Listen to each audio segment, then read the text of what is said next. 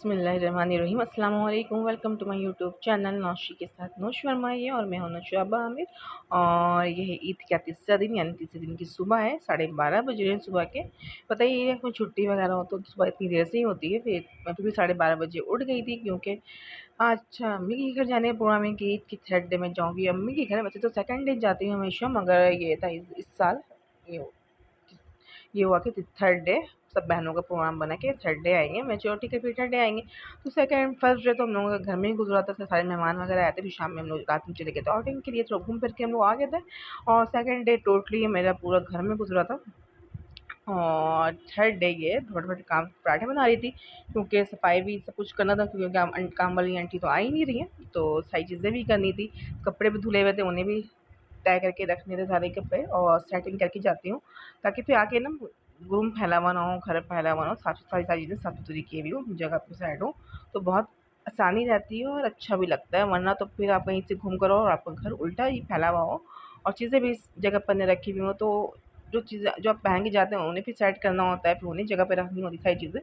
तो बस फिर ये कहते हैं कहीं भी जाएँ साफ़ सुथरा करके जाएँ, सेटिंग करके जाएँ, ताकि आपको आने के बाद परेशानी ना हो और अच्छा भी लगे। तो बस फटाफट नाश्ता बना रही थी, पराठे बना रही थी, और साथ में वही ईद वाली कलेजी थी। कलेजी का ये है ना, जितने जितने ज़्यादा भूनो उतना मज़ा आता है।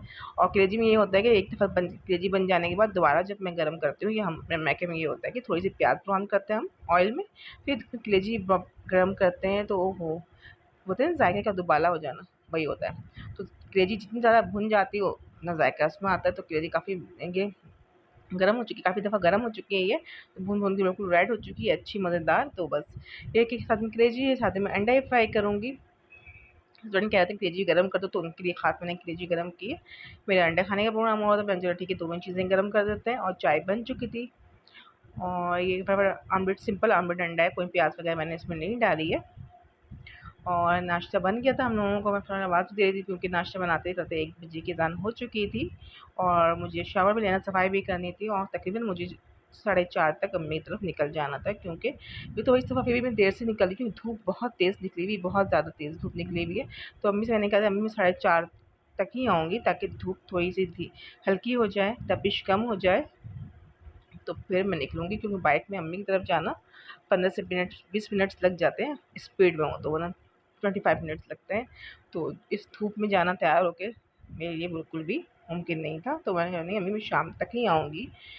तो ये था, थोड़ा टाइम था, मगर फिर भी था काम काफ़ी ज़्यादा थे, तो फटाफट नाश्ता कर रहे थे। नाश्ता करने के बाद हस्बैंड चले जाएँगे शॉप, क्योंकि हस्बैंड की शॉप तो खैर ईद वाले दिन भी खुली थी, शाम में, क्योंकि कस्टमर आ जाते हैं बोलने के लिए मेडिसिन लेनी है कुछ भी, तो शॉप खोलनी पड़ती है, क्योंकि पता है ये मेडिसिन कितनी ज़रूरी है। तो ये कि थर्ड डे बस मुझे नहीं नाश्ता करके हस्बैंड चले जाएंगे शॉप, और मैं पीछे फटाफट अपने काम समेटूँगी स्पीड में।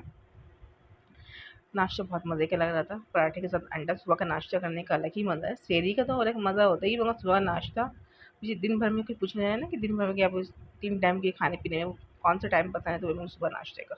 और ये धूप देखें, चारों तरफ से धूप आ रही है, रोशनी भी आती है, धूप तेज़ होती है रोशनी भी आती है, जितनी ज़्यादा धूप उतनी ज़्यादा रोशनी। तो बस फटाफट बर्तन धोंगी, बर्तन वगैरह धोने के बाद किचन साफ़ करूँगी, और ये कि बर्तन हाथ के हाथ धुल जाएँ तो बेहतर है। ज़्यादा बर्तन तो निकले हुए नहीं होते, बस 1 प्लेट होती है, एक छोटी प्लेट होती है, 2-3 पतीली होती है, वो भी की चाय अलग-अलग बनती है, तो मैं सारी चीज़ें रख दूँगी। और थर्ड डे तो कोई भी नहीं आया था। हमारी तरफ कहीं के नंदे वगैरह आई, जब उनकी दावत होगी तो देखिए संडे के बाद ही दावत होगी, क्योंकि मेरी जो सेकंड नंबर वाली देरानी है उसके भाई का निकाह है, तो वो भी जाएगी थर्ड डे, वो उसे भी जाना था अपनी अम्मी की तरफ, और फिर वो आएँगी संडे तक आएँगी। तो उसके बाद हमारे घर में फिर दावत होगी, यानी मेरे ससुराल में नीचे दावत होगी। जब ससुराल में दावत हो जाएगी तो इंशाल्लाह उसके बाद फिर मैं दावत करूँगी। तो देखिए आपका दावत होती है मेरे ससुराल में, और उसमें सब है नंदे वगैरह सब आती हैं, सुबह से लेके कि दिन के खाने से लेके रात के खाने तक की दावत होती है, तो सब आती हैं, अच्छा लगता है। उस दिन ही मेरे ससुराल में ईदी बँटती है, यानी कि सबको एक साथ ईदी मिलती है, सब दोनों देते भी हैं और ईदी लेते भी हैं। बस ये है कि आज अम्मी की तरफ जाऊँगी तो अम्मी की तरफ ईदी का ये बस चलेगा, ईदी देनी भी है और लेनी भी है, गिफ्ट्स वगैरह हैं। और इस दफ़ा मैंने अपनी बहनों को गिफ्ट्स दिए थे, यानी कि बड़ी वाली सिस्टर को कपड़े दिए थे, बाकी 2 छोटी बहनों को, अपनी अम्मी को मैंने बर्तन का सेट, ये टी सेट क्या कह सकते हैं आप, से वो सबको गिफ्ट किया था। और ये कि बाकी बच्चों को ईदी मिली थी। मुझे भी सिस्टर ने गिफ्ट किसी बेडशीट दी थी एक सिस्टर ने, और 2 सिस्टर ने ईदी दी थी क्योंकि उन्हें टाइम ही नहीं मिला था कुछ गिफ्ट लाने के लिए, तो उन्होंने ईदी दी थी मुझे। और भाई भी छोटे हैं मगर वो ईदी देते हैं, तो इस दफ़ा ईदी इन्होंने ज़्यादा दी थी, और बाकी हम लोग तो वो देते ही हैं। भाई जितने ही बड़े हो गए, जब छोटे हैं तो उन्हें ईदी लाज़मी हम लोग देते हैं। और मैं चलिए सबसे सारे काम निपटा रही थी, किचन काउंटर वगैरह सारी चीज़ें साफ़ करने के बाद मुझे याद आया कि पानी, मेरा बॉयल पानी भी ख़त्म हुआ हुआ था, सारी जो कैन खाली हो चुकी थी वो भरूँगी और पानी बॉयल करके ही जाऊँगी, ताकि ये होता है कि पानी बॉयल, मौसम इतना गर्म है ना, फ़ौरन ठंडा नहीं होता है पानी। तो मेरी कोशिश ये होती है कि मैं रात की वक़्त ही बॉयल कर लूँ, और कम पानी हो तो मैं निकाल के रख देती हूँ उसे जग में या किसी एक्स्ट्रा बोतल में। और वरना फिर यही होता है कि सुबह लाज़मी, अब मैं कह रही कि दिन भर तो मैं नहीं होंगी, मगर मैं पानी बॉयल करके जाऊँगी, ताकि जब मैं रात में आऊँ तो पानी वगैरह हम लोग पिए तो फिर के कैन खाली हो तो मैं फ़ौरन भर के रखती हूँ, क्योंकि पानी ठंडा, जैसे गर्मी है तो पानी तो ज़्यादा पीते ही हैं हम लोग। तो ये कि ठंडा ना हो तो फिर पिया भी नहीं जाता, और ये कि फ़ौरन गरम-गरम बॉइल्ड पानी हम कैन में भर भी नहीं सकते, क्योंकि कैन हो जाती है ख़राब फिर आपकी। और ये मैं आ गई थी रूम में, रूम फटाफट रूम समेटूँगी। थोड़ी क्या आदत है, बेड पे ही टॉवल रख के जाते हैं वो। समझा के थक गई हूँ यार, इन्हें हैंड करके दे गए, टॉवल गिरा हो रहा था मगर नहीं, वो सुनते ही नहीं है। ख़ैर सबके हस्बैंड शायद ऐसे होते होंगे। बाकी सारी चीज़ें फिर बेडशीट वगैरह सेट करूँगी और डस्टिंग करूँगी। डस्टिंग की बहुत ज़रूरत पड़ रही है आजकल, क्योंकि इस कदर डस्ट है कोई हद नहीं। आप अगर एक दिन भी गलती से, अगर एक दिन भी, वैसे तो कोशिश हो तकरीबन रोज़ ही हम डस्टिंग करते हैं, मगर बाय चांस अगर मूड ना हो, मगर डस्ट देख के ना तो दिल चाहता है कि डस्टिंग कर ही लें। तो वही बेडशीट वगैरह बिछा के मैं डस्टिंग करूँगी। डस्टिंग करने के बाद मेरे कपड़े धोए थे, तो कपड़े मैं डेली धो ले रही हूँ आजकल, क्योंकि मुझे पता है मुझे थोड़ा टाइम नहीं मिलेगा, तो कपड़े धुले हुए हैं, वो उठा के लाऊँगी, वो सोने तय करके रखूँगी। और शुक्र है मैंने कपड़े इस्त्री कर लिए थे, हस्बैंड के भी और अपने भी।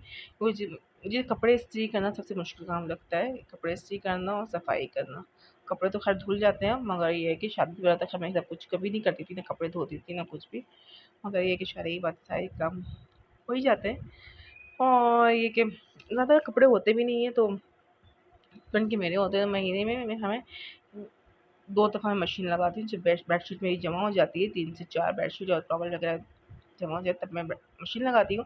और डेली के मैं अपने कपड़े मैं खुद धो लेती हूँ, क्योंकि ज़्यादा गंदे भी नहीं होते, तो परमानेंट धुल भी जाते हैं। हस्बैंड के भी डेली के धोने होते हैं, तो इतनी टेंशन नहीं होती। हाँ, ये है कि कोई मोट जीन्स की पैंट वगैरह हो या वाइट सूट्स हो, तो फिर भी मैं रख देती हूँ मशीन की। जब मशीन लगाऊँगी तो फिर धोंगी, हाथ से नहीं धोती फिर मैं, क्योंकि क्या पता है कॉलर वगैरह गंदी हो जाती है, वाइट तो से खस्ता, तो कोशिश ये होती है मशीन में धो लूँ, तो आसानी होती है फिर साफ़ होने में।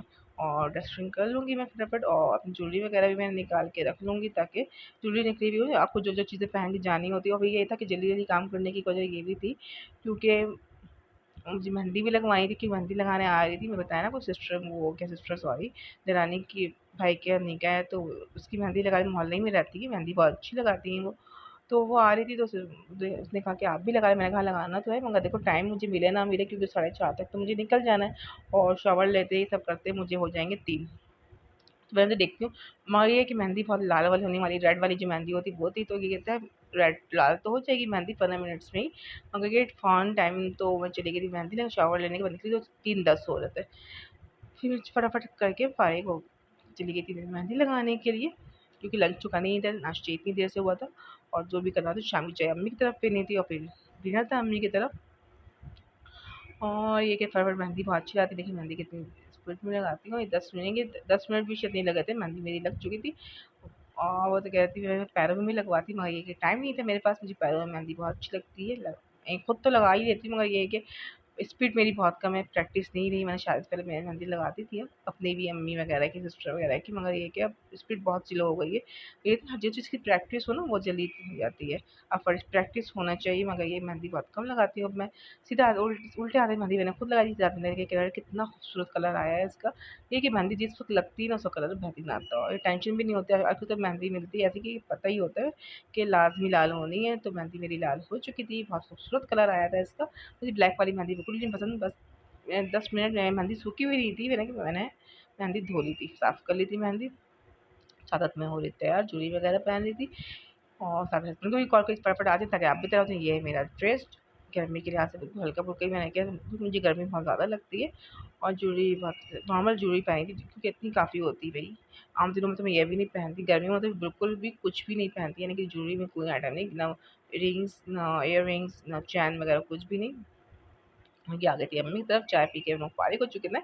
और ये था ये मेरा सबसे बड़ा भांजा इबाद, जो इंशाल्लाह बहुत जल्द हाफिज़ कुरान बन जाएगा।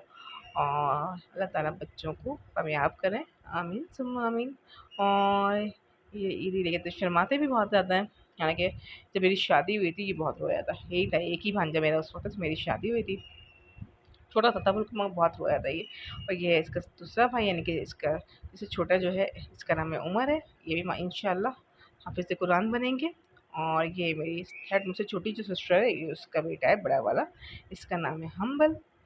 और ये छोटी सिस्टर का बेटा है, ये है 4 मंथ्स का, इसे भी दी माशाल्लाह से। ये अपनी मम्मा के साथ ही लगा हुआ था ये है बहुत शरारती, मगर आपको लग रहा होगा बहुत सीधा-साधा, मगर है बहुत लंबा शरारती बच्चे कहते हैं ना हमारे घर में, हर शरारती ही हैं।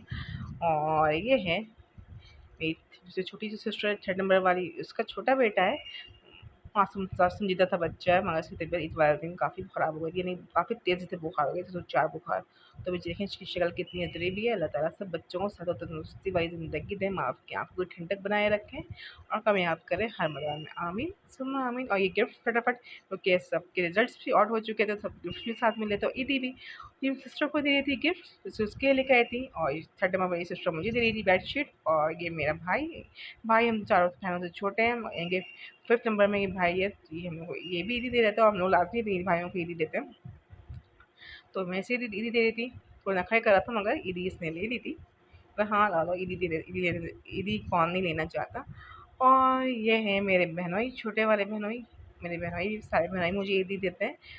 तो ये कि ईदी का सिलसिला चल निकला था, तो हम सब एक दूसरे के ईद गिफ्ट वगैरह दे रहे थे, और एक अच्छा लगता है, मज़ा आता है। ये छोटा वाला भाई, तो छोटा बहन भाई हूँ मैं, मगर इसके नखरे ख़त्म नहीं हो रहे थे, कहते मैं कैमरे के सामने, मोबाइल के सामने ईदी लूँगा ना दूँगा ईदी। मैंने चलो ठीक है, कोशिश करी ले ले, मगर वो लेने को तैयार ही नहीं था। तो मैंने ठीक है बाद में देते हैं तुम्हें। और फिर लग गया था खाना डिनर में, और स्पेशल बिरयानी बनाई थी अम्मी ने, मज़ेदार स्पाइसी।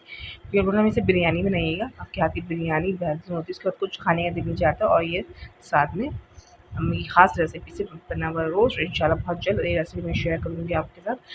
तो आप लोग को वाक़ई में लगेगा, क्योंकि ऐसी रेसिपी किसी ने नहीं दी, बहुत ख़ास रेसिपी जो कि अम्मी की ख़ास रेसिपी है। और ये थी मेरी छोटी सिस्टर की बर्थडे हुई थी, वो तो 7th मई को थी, मगर ये था कि हम लोग एक साथ ही जमा हो चुके थे। मैंने दोबारा 7 मई को हम लोग नहीं आ सकते, तो आज ही तुम केक कटिंग सेरेमनी कर लो। तो केक काटी थी और सारे भांजे माशाल्लाह से जमा थे उसके आस-पास, केक कटिंग हो जाएगी। तो सब ले दिन सब कुछ, सब शौकीन है केक खाने के हमारे यहाँ, सबके सब शौकीन है। ये मेरी कज़न का बेटा था हम्माद, ये कभी मेरे चच्चा ऊपर रहते हैं, तो उनकी बेटियाँ भी आई हुई थी। ये होता है कि मौके पे सबसे मुलाकात हो जाती है। अक्सर ये होता है कि वो लोग ऊपर आते हैं, जिस दिन वो लोग आते हैं उस दिन हम लोग भी आते हैं। पहले सेकंड डे आते थे, आज थर्ड डे हम लोग आते हैं, बाकी लोग वो लोग भी थर्ड डे ही आएँगी। तो मुलाकात हो गई थी। और फिर हम लोग चले गए थे आइसक्रीम खाने के लिए, लंच की 2 सिस्टर को घर भी छोड़ना था, तो चले गए थे आइसक्रीम खाने के लिए। मगर आइसक्रीम पार्लर में अल्पाइन में इस कदर रश, मेहरान में, अल्पाइन में और केएफसी जो इस तरफ है, तो वहाँ पे आइसक्रीम नहीं होती उनकी ब्रांच में। इस ब्रांच में तो वहाँ पे तो आइसक्रीम थी नहीं। बाकी फिर अल्पाइन गया तो वहाँ पे इस कदर रश था कि फिर उन्होंने कहा नहीं इस कदर रश में नहीं खा सकते, बहुत ज़्यादा होते हैं ना बाहर, लाइन लगी, भीड़ लगी हुई थी। तो खैर फिर सिस्टर को छोड़ के हम लोग घर आ गए। उसके बाद मेरे हस्बैंड भी आ चुके थे, कई 2 हस्बैंड आ चुके थे, मेरी अम्मी खाना वगैरह खिला के फारिग कर चुकी थी। बस फिर अम्मी ने ईदी दी उन्हें भी, और फिर हम अल्लाह हाफ़िज़ करते हुए फिर घर आ गए। दुआ में याद रखें, मेरे चैनल को लाइक करें, सब्सक्राइब करें, कमेंट्स करें। अपना ख़्याल रखें, सबका ख़्याल रखें। अल्लाह हाफ़िज़ और सबको ईद मुबारक।